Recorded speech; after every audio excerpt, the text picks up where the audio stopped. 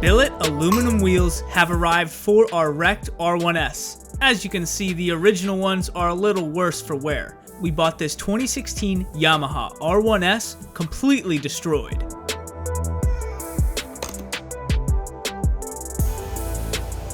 Now that it's running, we have a whole bunch of OEM parts plus some super special extras to finish this bike all the way up.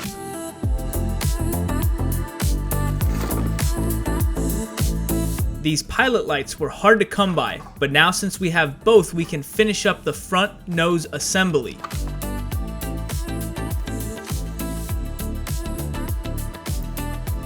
Now we can't forget the ambient air temp sensor, which bolts directly in the side of the carbon air intake, and the plug on that snapped off, so we did need to wire that in, which was easy, power and ground.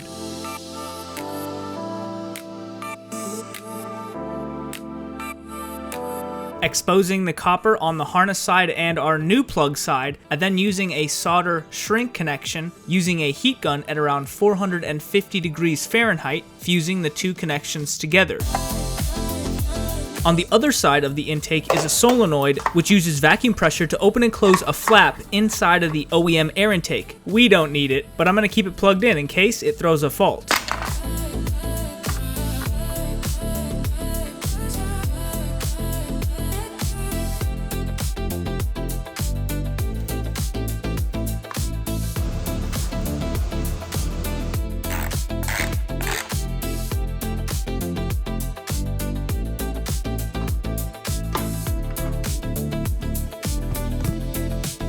Well, our iconic R1 face is complete. Everything that goes over this is fairings. Dash plug. This connector plugs into the solenoid, so I'm hoping it doesn't throw a fault. Our right side pilot light plugs into our left side pilot light. Connector for that is right here. But we have something special. We've got ourselves a blinker Genie harness from Custom LED. This harness will make our pilot lights our turn signals through the front frame, and the other side of that harness will go through the other side. And we plug in our blinker Genie harness, and this green wire plugs into our OEM turn signal wire, and these two plug in together, and our pilot lights are on. Now let's see those turn signals.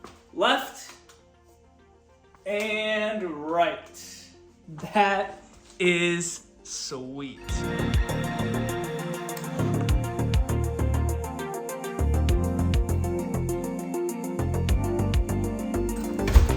In the last episode, you guys saw how the front forks were way off, and it turns out our lower triple tree was bent. So we got a brand new lower triple tree OEM with brand new top and bottom roller bearings.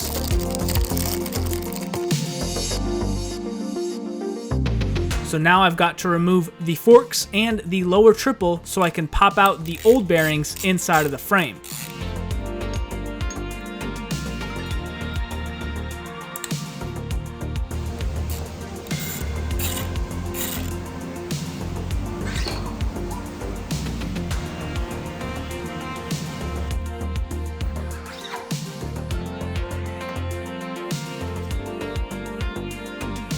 And I have not forgotten about the broken mount on the frame that holds up the steering dampener. You guys will see later in the video how we fix that.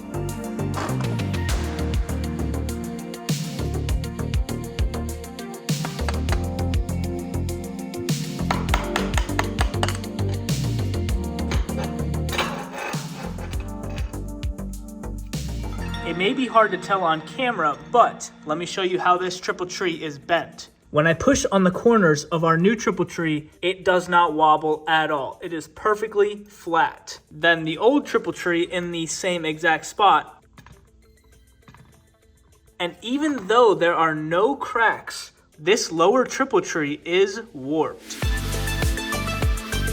So on goes the new lower triple, with upgraded roller bearings instead of the OEM ball bearing style that we are going to be removing from the original frame, including the original races, which were a bit difficult to remove, but I ended up using a large metal file and tapping the races out from the backside using the long metal file and a hammer.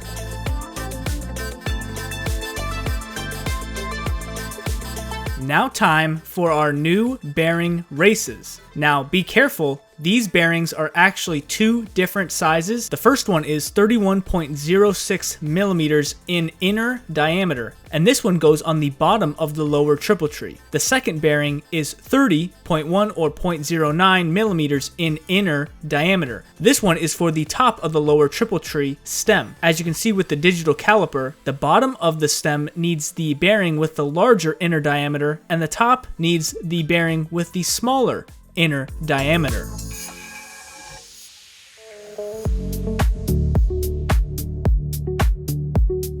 With a bunch of grease on everything, of course, I pressed in both the top and the bottom bearings onto the stem and into the frame simply by tightening the top triple tree nut. And with a little lubrication, they both pressed in place perfectly. And the last finishing touch was the dust seal, which sits underneath the top triple.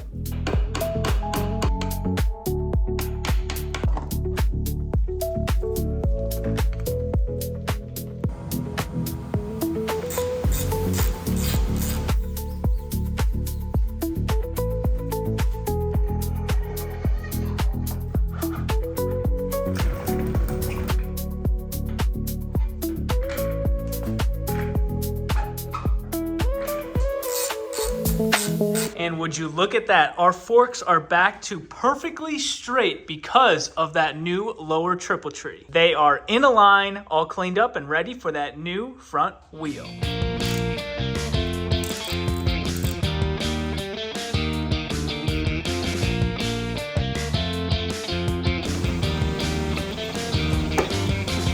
Since those new wheels have not arrived just yet, we've got a few OEM parts to install right now, like this bracket that stabilizes the rear taillight and sits right underneath that rear passenger seat. In the last video, you guys saw me splice into the main harness for the rear turn signals and the rear taillight turn signals, but here we have a Y-splitter harness from Custom LED, which completely eliminates any splicing, so I reverted the splices into the OEM connectors and everything works perfectly, and no splicing needed, simply plug and play. All of this sits underneath the seats, and the seats are what we're working on next. We have some beautiful Tappezzeria custom seat covers for this R1. We went with Alcantara black and a blue stitch along the edges, and you guys will see why we chose blue later on. The front main seat has a nice custom cushion installed into the fabric, while the rear seat we added no extra cushion. And turns out the front seat was still all wet and starting to mold, so we needed to dry that out anyway, so good thing we're doing it now. While we let that dry, we're going to remove the seat cover off of the rear seat and install our new one, using a pneumatic air stapler, which runs perfectly in between 60 and 100 psi.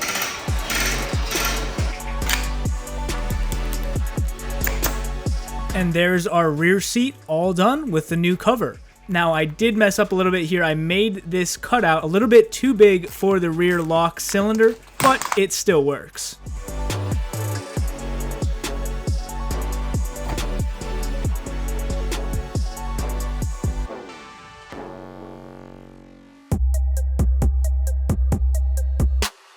Our wheels showed up from Spuff Performance. We went with the S6 or 6-spoke design in polished billet aluminum.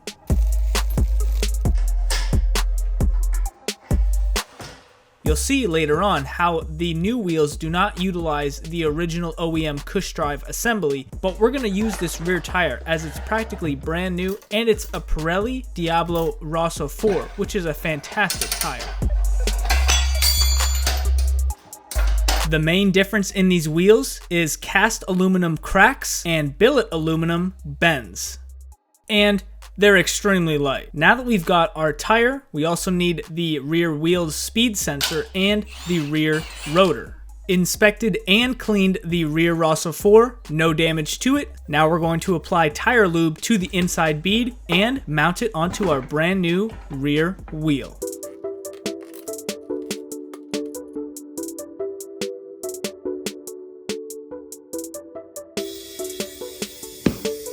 Before we balance the rear wheel, we're going to install the speed sensor, the rotor, and the sprocket on the other side, torquing everything to spec and using Loctite. The Rabaconda discount code is on screen and in the description for you guys.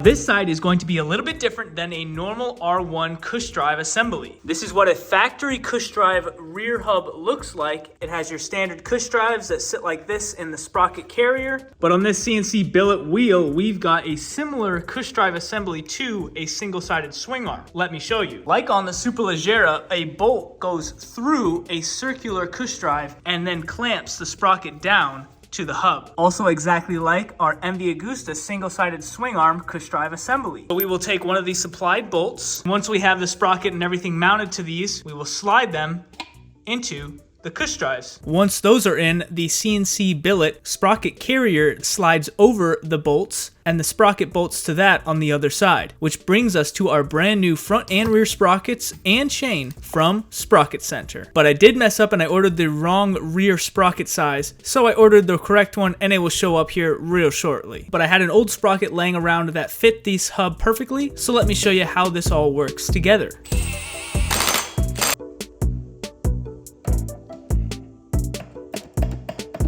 We will balance this rear wheel once we get that correct size rotor. Here are some CNC'd spacers, and while we were installing these, I realized I didn't install the rear wheel speed sensor correctly. It requires spacers behind the speed sensor. Now that all the bolts are in the right place, we're going to mark them with a purple pen, and once that's installed, the wheel goes back on the bike.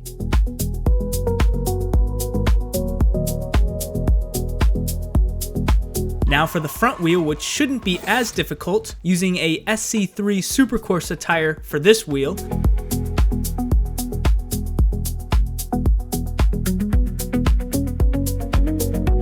The original OEM rotors were red on this bike, and that just isn't gonna match the theme, so we bought some brand new OEM ones that are black.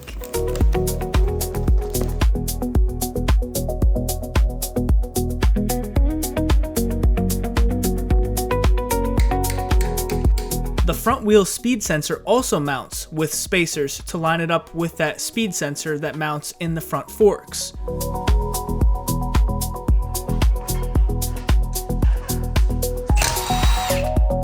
With both of the rotors installed and torqued to spec, now we can finally balance one of the wheels. Setting up the Rabaconda wheel balancer, this balancer uses gravity to balance the wheels.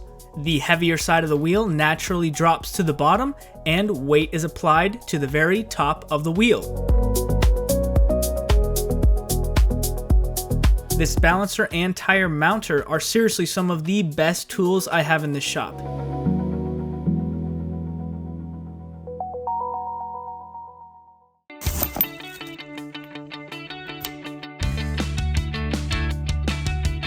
Those ceramic wheel bearings make a huge difference, and there's the look of our R1. Now to torque down the pinch bolts, the axle,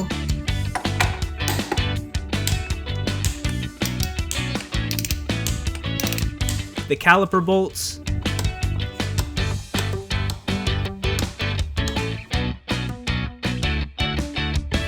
while we wait for that new sprocket to show up in a couple hours, we've got some Yamaha parts to install. A brand new control set for the left side handlebar because that hazard button on the bottom somehow broke off, even though the rest of it is perfect.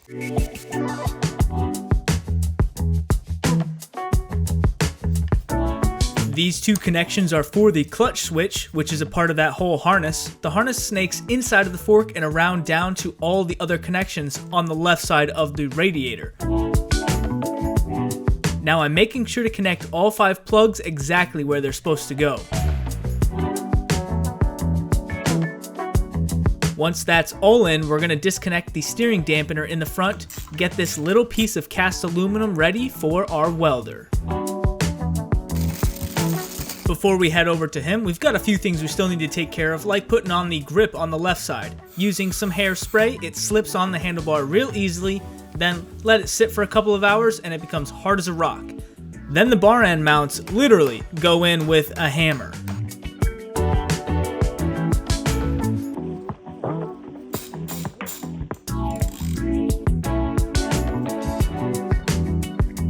I'll be transporting this R1 to him, so we'll need some front brakes. Using a pneumatic brake bleeder, 3 pumps on the front brake, open and close the valve, on the front calipers, and the front master cylinder.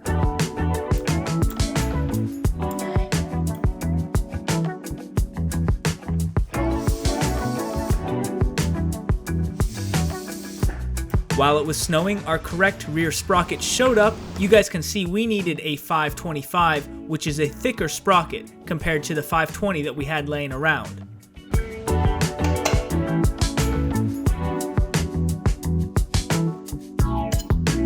It is such an easy install on this cush drive assembly. Side note, if you aren't running a rear brake on this R1, Spuff Performance provides a spacer which would act as the rear brake caliper mount if you were to remove the rear brake altogether. We can finally balance the rear wheel now with all the goodies attached. And I did mess up on this. I left the spacers in the rear wheel and you can hear the inner shaft clicking around, making the wheel impossible to balance. Once I took those spacers out, the rod holding the wheel together balanced that inner shaft, and this wheel balanced out perfectly, only needing a tiny amount of weight to make this rear wheel completely balanced.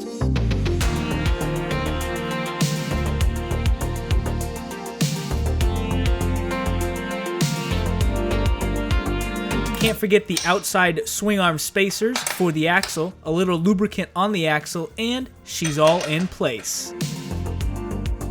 Next up, we've got a brand new front sprocket and a beautiful gold DID chain. Feels good to get this beast back on 2 wheels again. We needed to remove that bursting side stand, also needed to remove the quick shifter out of the way to access the cover in front of the sprocket. I was reading online that the R1S only came with a quick shift up, not down for auto blip.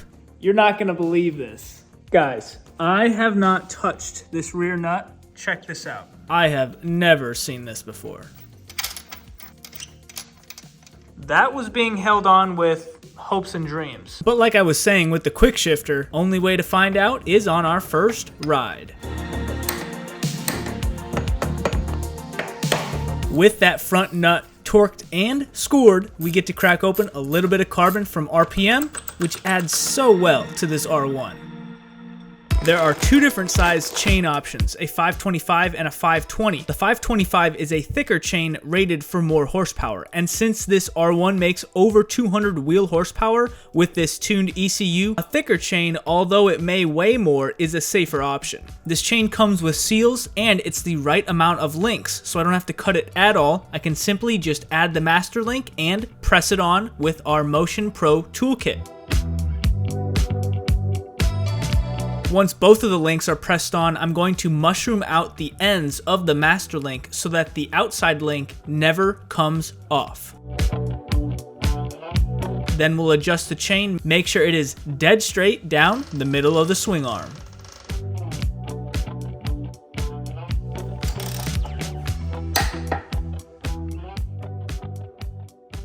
Okay, tomorrow we will be taking this bike to my welder who says he can fix that front steering stabilizer mount that broke off the frame.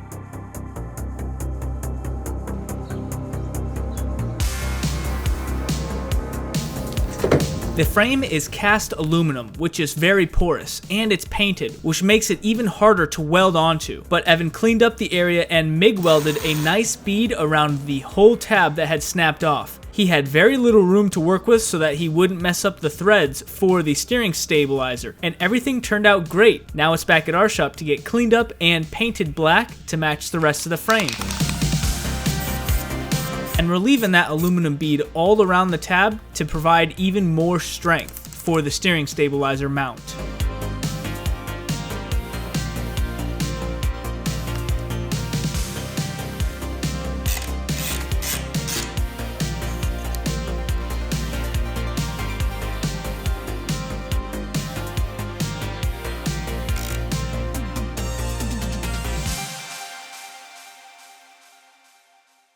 Alright, we're going a little out of order here, but we're such good friends with the State Patrol officers that we scheduled an inspection on this bike before we even had fairings. Our custom fairings have still not arrived, but we threw in the front mirrors and everything is good to go for our inspection. We have all the paperwork right here for the State Patrol officer who's going to inspect the bike, make sure everything is legal. All the parts are bought, not stolen. These bikes come with salvage titles when I buy them from the auction, and this salvage bike will be inspected and then deemed ready for the road once again. I threw in these mirrors because that's the last piece that the officers are looking for. Oh yeah, it's cherry blossom season around here. Absolutely beautiful. Essentially, they are looking for a bike without a broken frame, a running engine, good brakes, good turn signals, good lights, basically a well-functioning bike. And this time around, Officer Kevin pulled up with a sweet new unit. He spent the time during the inspection showing me this brand new truck that has new light patterns, a full slide out system in the rear trunk for all the tools they need, how all the electrics wire into the main battery system. It was pretty awesome to see. Well, just like that, the bike passed inspection. We're just waiting on those fairings, so once they show up, then we can hit the road. 3 months for these babies to show up. Let's install some fairings.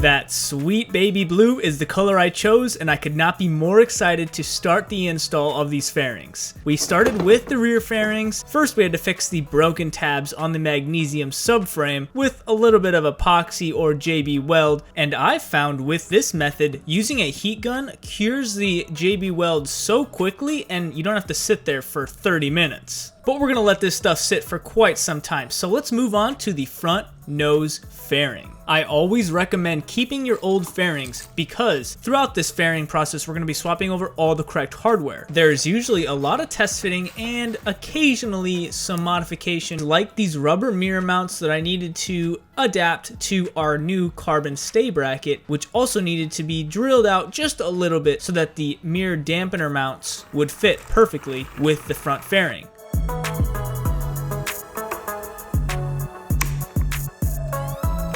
Then our new Pug clear windshield, which we test fitted. Man, this bike is taking shape.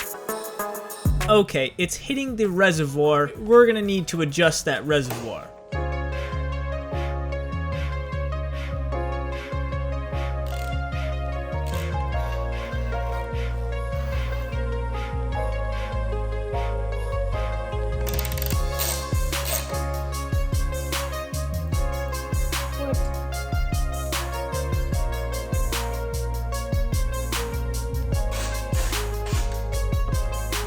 Okay, there was a little bit of play in the mirrors. Turns out I was missing these rubber pieces that sandwich the mirror perfectly to the front fairing, and I only had one of them. Turns out I found another one in my old R1M parts.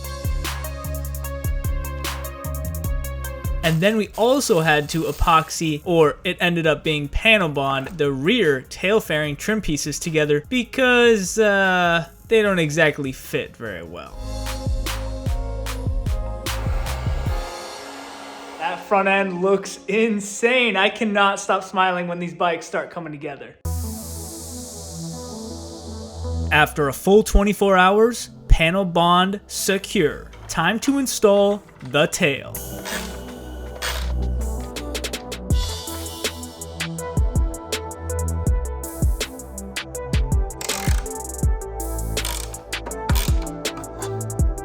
With that last RPM carbon piece covering the bike's electronics in the tail, we get to move on to the side panels. On the right side, this tiny panel just covers the frame.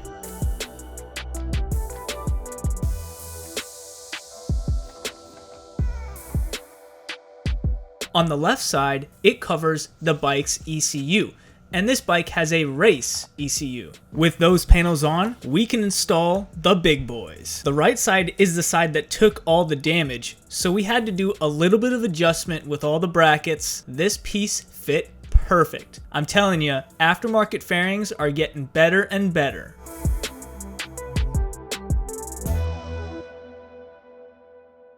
Next is our front mudguard, which doesn't require any rivets, but it uses a bunch of grommets to secure the brake lines so they don't get near the front tire.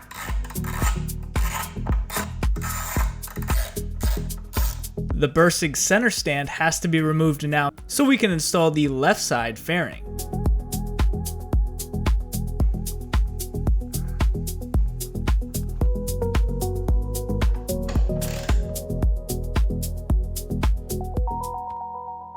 Well, I'd say that looks pretty darn good. Now, obviously, one key component is standing out like a sore thumb. Right now, we're gonna pop the tank off, and tomorrow morning, we're gonna take it to get painted. And then this bike will be all one color. We're saving those tank grips, but we need to remove every last piece on this tank for the guys to paint it. This tank was also pretty full, so we drained that out the filler cap so we could then remove the fuel pump and everything on the bottom.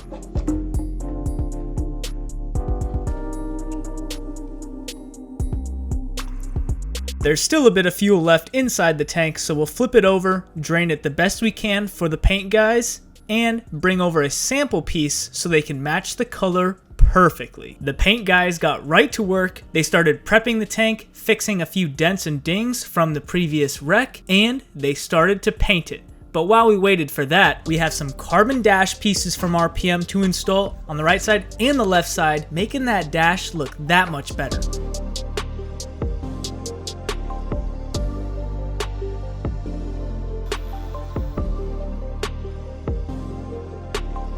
Also, the airbox fairing needs some emblems. One of the emblems was pretty heavily scratched, so we went back to our R1M parts and snagged an emblem.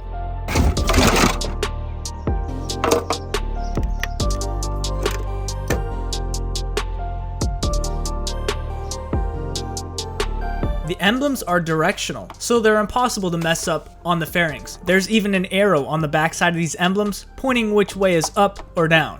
Thank you, Yamaha.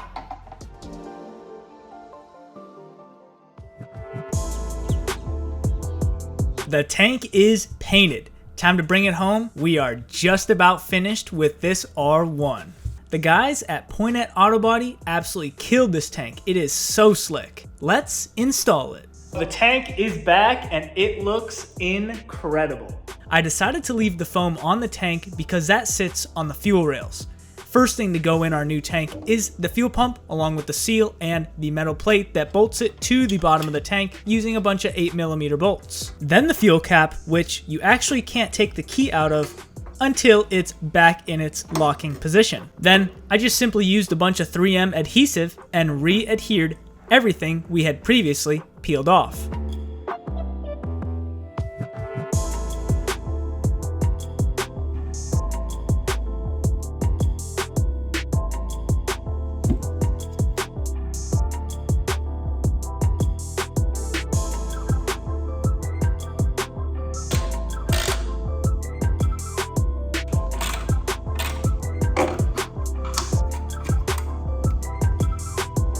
Velcro goes underneath this piece and connects it to the tank. So I'm just lining it up now so I can adhere the Velcro to the bottom of this piece in the perfect position.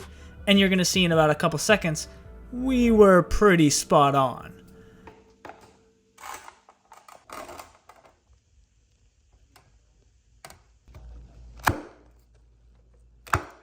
Now I've got the original side tank pieces and I have ones in carbon. You guys tell me what looks better and I'll throw it on. And last but not least, we are gonna throw our tank grips back on the new tank with a little bit of adhesive to help them stick properly. And our last piece is the main seat. And like always, to God be the glory for this rebuild.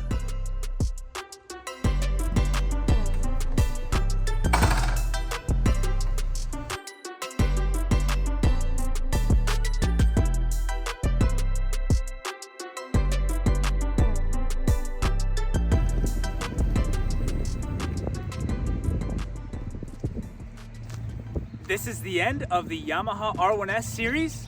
More bikes to come. See ya.